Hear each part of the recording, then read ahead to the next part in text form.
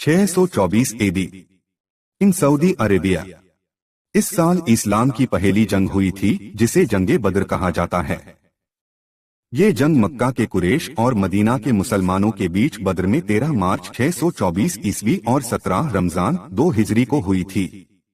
लड़ाई से पहले मुसलमानों और मक्का वासियों ने 623 के अंत और 624 की शुरुआत में कई छोटी छोटी लड़ाइयां लड़ी थीं।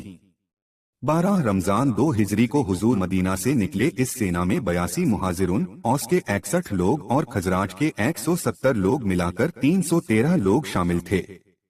उनके पास केवल 2 घोड़े थे और वे जुबैर इब्न अलव्वम और अलमिकदाद इब्न अमर के थे।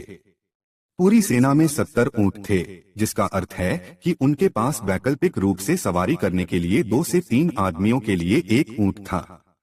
मक्का में बानु आदि को छोड़कर कुरैश के सभी कबीले ने तुरंत लगभग 1300 पुरुषों, 100 घोड़ों और बड़ी संख्या में ऊंटों की एक उत्साहित सेना इकट्ठी कर ली, जिनमें अबू जहल, अलवालिद इब्न उत्बाह इब्न रबियाह और उमय्याह इब्न खलाफ सहित कई रईस मक्का सेना में शामिल हो गए। अलजोफा में अलखनास इब्न शुरायक की सलाह पर लगभग 300 की संख्या में बानु ज़हरा सेना से अलग हो गए और मक्का लौट आए।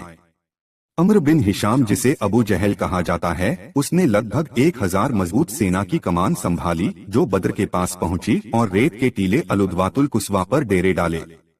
13 मार्च 624 ईस्वी को सुबह जुंग शुरू हुई और दोपहर तक खत्म भी हो गई। उतबा, शैबा, अबू जहल वगैरह कुफ्फारे कुरैश के सरदार की मौत से कुफ्फारे मक्का की कमर टूट गई और वो हथियार डालकर भागने लगे, तो मुसलमानों ने उन लोगों को गिरफ्तार करना शुरू कर दिया।